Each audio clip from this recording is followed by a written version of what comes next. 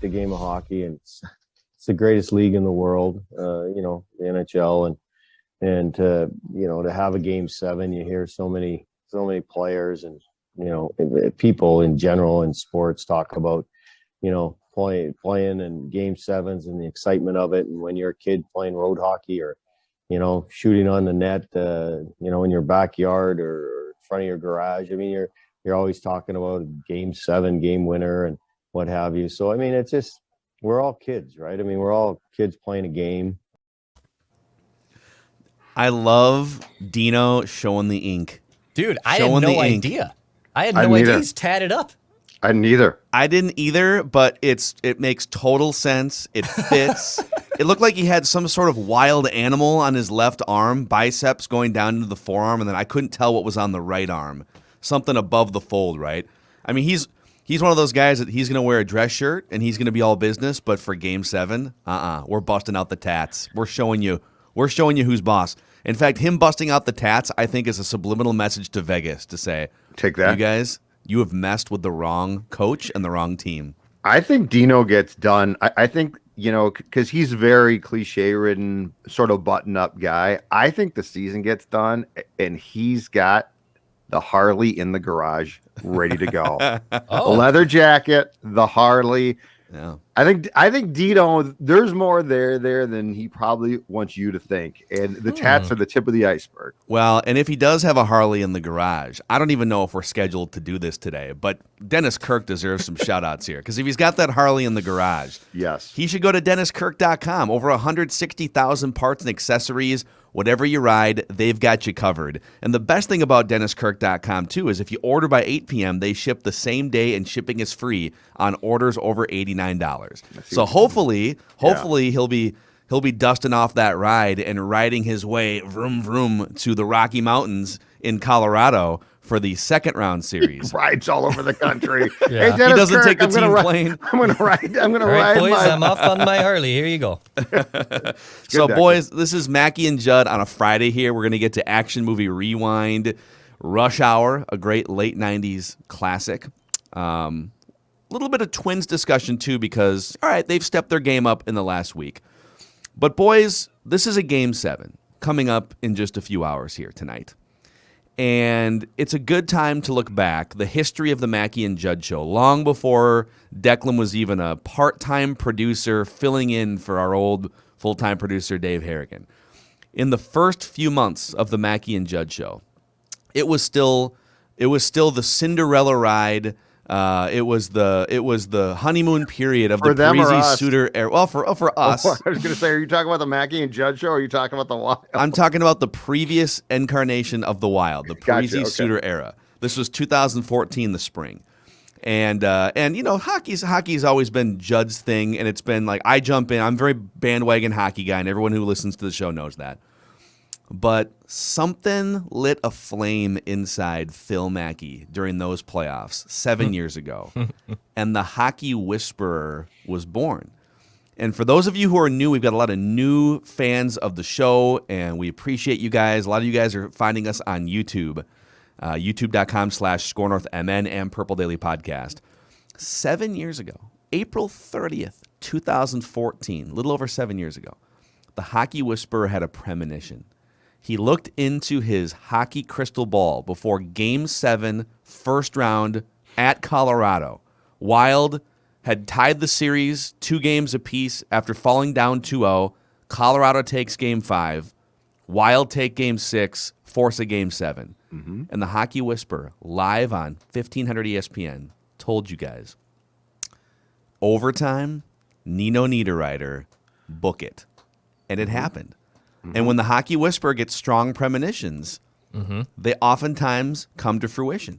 And before this series started, before a game was even played against Vegas in the playoffs, the Hockey Whisperer told you guys, this is going 7. Kevin Fiala will be the overtime goal-scoring hero for the Wild in Game 7.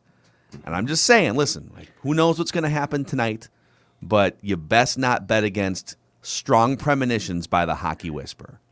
And I believe his intro was the Hockey Whisperer. Well, we had we had the George Michael, the Wham! Careless Whisper sax solo, which would violate copyright laws for digital platforms. But I think we gave him his own. The Hockey Whisper. That's right. He's gonna tell you who's gonna light the lamp tonight. He's gonna get a greasy. He's gonna get a greasy prediction here. Yeah. So you still see Fiala overtime tonight?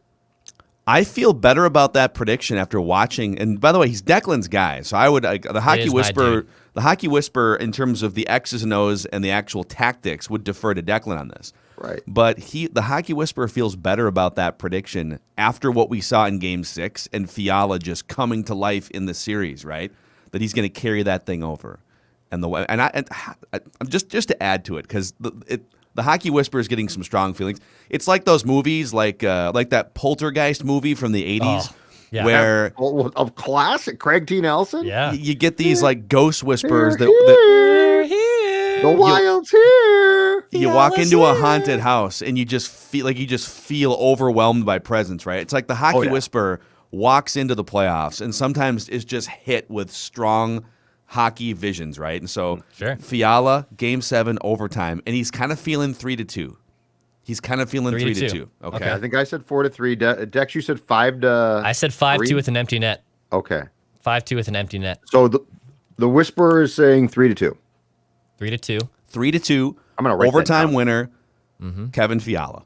Okay. And 3/4 of that prediction took place before the series started. The 3-2 is the only new information here. Did you make that and write that down too? Did you also put the pen to paper for that prediction as well? I put the overtime winner. The Hockey Whisperer put the overtime winner. I thought you did them both. He left Kevin Fiala off. If you would like him. I thought you did Fiala didn't you earlier hedge write a that bit? down, and then I thought you hedged on Wednesday just to say overtime wild wins. Listen. The Hockey Whisperer is not afraid to put his money where his mouth is. If it helps you guys out here, write this down. Okay. Game 7, overtime winner, Kevin Fiala, 3-2. I love it. I think they win. I should leave the 3-2 off. Kevin Fiala. Wait, hold on. Wait. I don't want you to buzz me. See, here's the problem. I feel like the Whisperer was speaking through you, and then you cut him off. Yeah, and they're that's like, true. Hey, Whisperer, we're gonna take the score. The Whisperer's like, hell, we are. Yeah, this is like those Conjuring movies where you're going in and out of being possessed. When you're possessed, you don't get to like tell the Whisperer, hey, Whisperer, let's draw a line. Okay? I mean, Phil is easy to rage at times guy. Hot sports takes. The Whisperer, again, calm. Yeah. That's the Whisperer. So the Whisperer is he's gonna crack a couple seltzers, maybe a little red wine. He's gonna settle in tonight, and he's gonna essentially watch the rerun of what's been in his head for 2 weeks live tonight. I hope the Whisperer makes it through all 3 periods. A couple bottles of red, a couple shots of vodka. I got some lemonade vodkas in the Every time Kirill Kaprizov touches the puck, the Whisperer rips a shot of vodka. Third period is great. Third period, More beer, tequila, red wine. Coming up next, the Hockey Whisperer passes out during the first intermission, live on Score North YouTube. Yep. Hey. It's 3 a.m. and the Whisperer's asking who won the game because I got so drunk. It's 3 a.m. on Monday, and he's still drunk. This is like at the Bachelor Party 2 weeks ago when I was like, Miguel Sano hit a game-tying home run on 48 hours ago. I had no idea. That's just going to be the exact same thing. Only his biggest home run of the season. Accidentally in opposite field. The best part about it was, it was Monday, though. Like, Dex didn't catch up on Sunday. It's like 3 days later. Yeah. Like, Miguel Sano? Really? So I know you guys have a big Judd's Hockey Show preview out there. You guys can find that on the Mackey and Judd podcast feed. But any final thoughts from you guys? Any final takes or stamps you want to put on this thing going into Game 7? Declan? I told Judd in the preview, I feel like this game is the pinnacle of the new wild card. So obviously, we have turned the page. It's been 2 years since you've traded out most of that old core. Eric Staal is now gone. Mikko Koivu has retired. And now it's the Kirill Kaprizovs and Kevin Fiala and Joel Eriksson and Jordan Greenway and those guys. And you have a new goaltender in Cam Talbot, but your supplemental veterans that you've acquired in Ian Cole and Nick Bonino. I feel like this is now the new chapter of wild hockey, and it kind of starts tonight. And I feel really, really good going into this game 7. And obviously there's a mountain of a team, no pun intended, in the Avalanche who are waiting for you on Sunday. But I feel really good going into this game 7. And I think it's going to be a changing of the guard, and the next chapter in Wild hockey really starts tonight. Wow.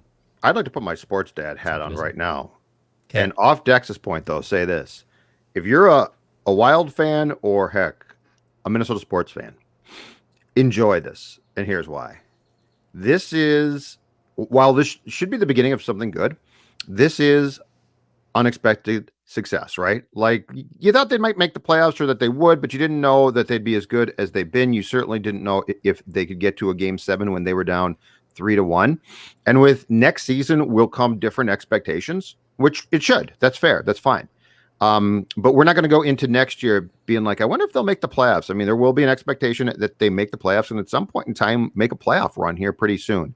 So enjoy this, because this is probably the most fun. This is the first stage of relationship period right now, right?